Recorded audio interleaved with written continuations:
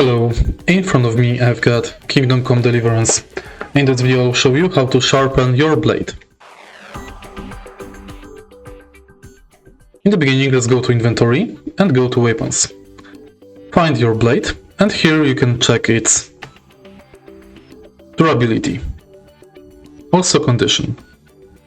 In order to sharpen your blade, go to any blacksmith and approach the sharpening tool.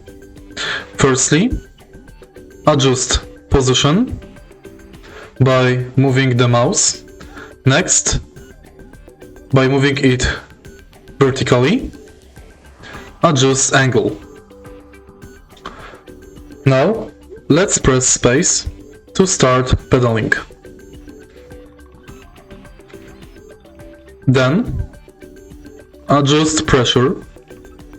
You can see that the sharpening of the tool is correct if you cannot see smoke and sparks like now.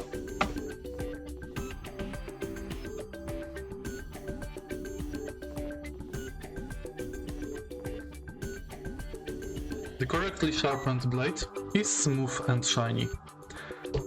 Take your time to learn with each blade. If you find this video helpful, please leave like, comment and subscribe.